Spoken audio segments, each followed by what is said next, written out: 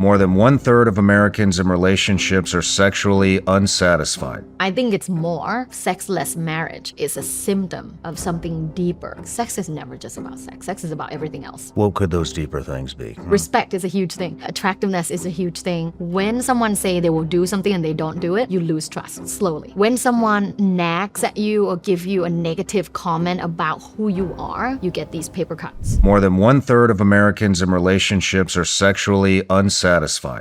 This undercuts the cultural assumption that having a partner means your sex life is handled. Finding 2. The predictor. Sexual communication is the single most powerful predictor of sexual satisfaction, above physical technique, frequency, or attraction. Finding 3. Secondary predictors.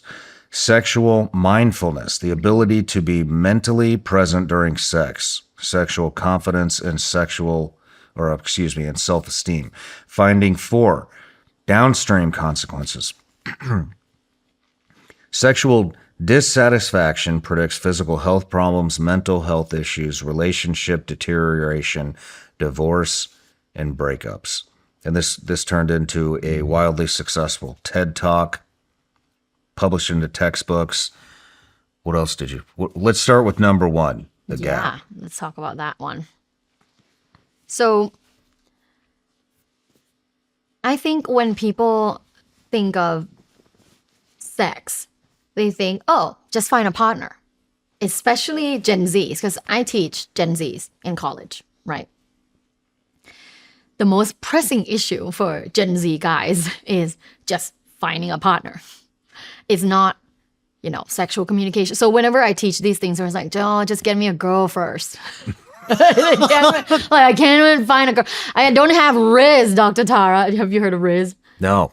Oh, it's Gen Z for charisma. Oh, okay. Or like being able to get a girl. Right. Yeah. I don't have Riz, Dr. Tara. Get me a girl first before you even teach me sexual communication. Who do I talk to? So not their most pressing issue. The most pressing issue for them is not finding a partner. But then the misguided belief that a lot of people have is having a partner solves all issues. When it comes to relationships, when in fact, you know this by now, being in a relationship for so long, that communication is the most important thing in a relationship. Whatever issues you have, communication is going to be the tool that solves those issues, those problems. So, when I find that a lot of people are unhappy with their sex, and by the way, 1/3 is conservative. I think it's more, but due to when people take surveys, they have biases and desirability purposes, right? Like they don't answer the truth. I think it's more. I think it's more than 1/3.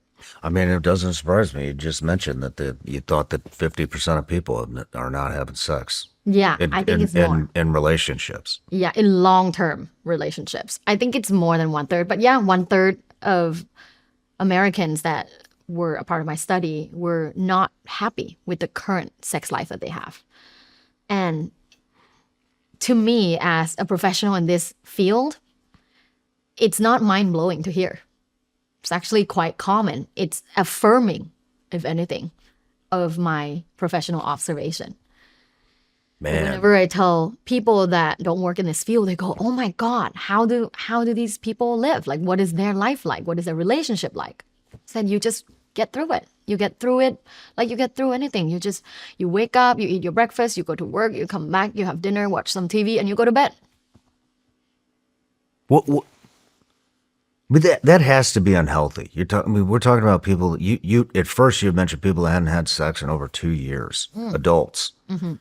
I mean, what are they doing? Are they having affairs? They have porn addictions? What how do they release? When I say they haven't had sex, it doesn't mean they haven't had masturbation. So people self-pleasure all the time. They just don't have sex with each other. Would they rather self-pleasure than have sex with each other? A lot of people will say that. Yeah. If I have to guess, a lot of people listening and watching have this experience where, yeah, I just don't want to bother anymore. I have initiated so many times, got rejected so many times. I don't bother anymore. I just go jerk off. I think that's a lot more common than anyone would think. And people might feel ashamed that that's happening to them in their marriage. What they don't know is other people do it too. That it's really common.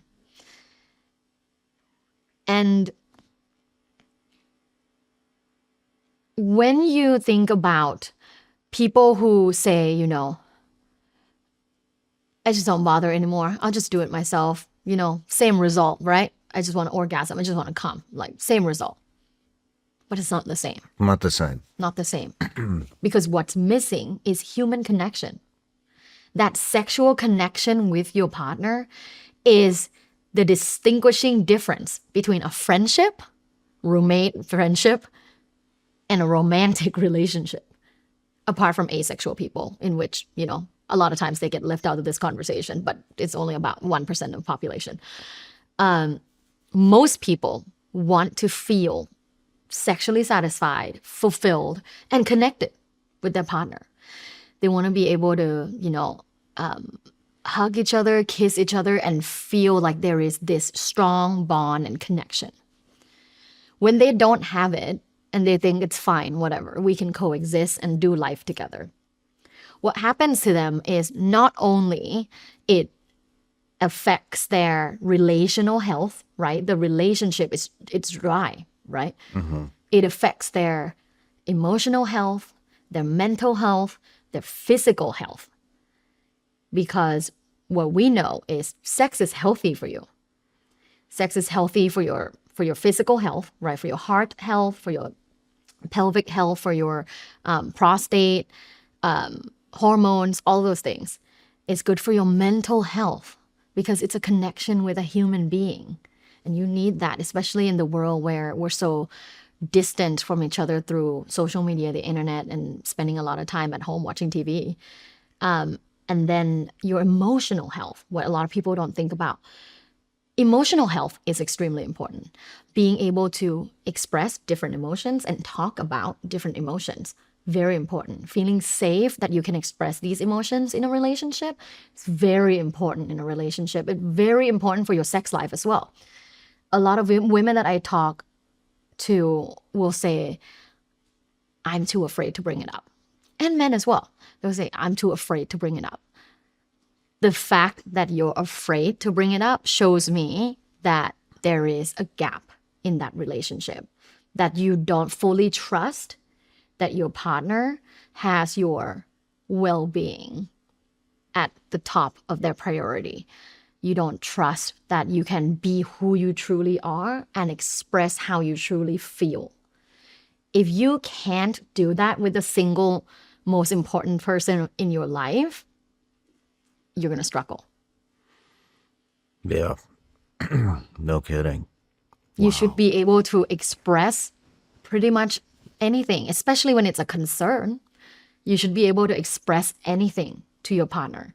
If you can't, and I know a lot of people will have a light bulb moment right now. If you can't, there is something deeper. So not having sex, sexless marriage is a symptom of something deeper. It's not just about sex. Sex is never just about sex. Sex is about everything else. What could those deeper things be?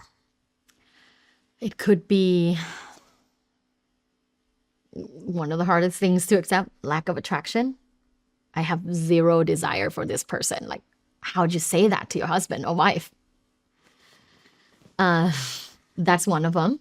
Another one is lose of respect. How a lot do of you people say don't even respect their partner anymore.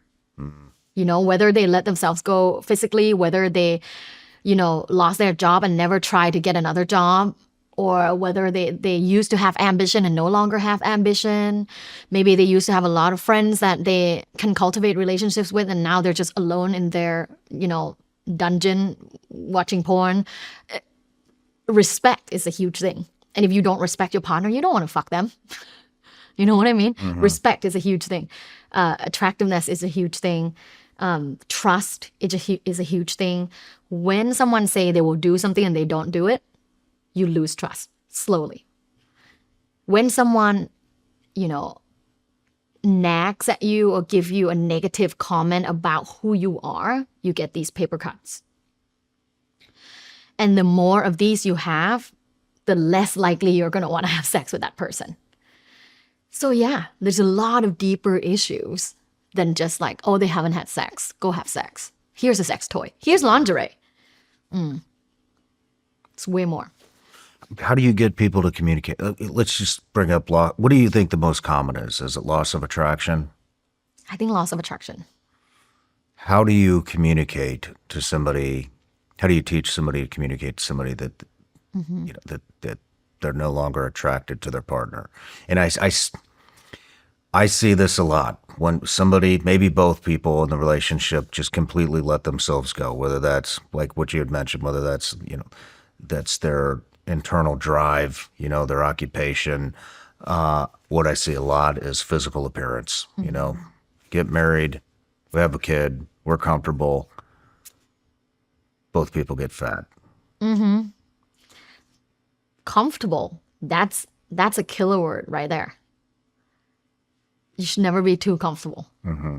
No matter where you're watching the Shawn Ryan Show from, if you get anything out of this at all, anything, please like, comment, and subscribe. And most importantly, share this everywhere you possibly can. And if you're feeling extra generous, head to Apple Podcasts and Spotify and leave us a review.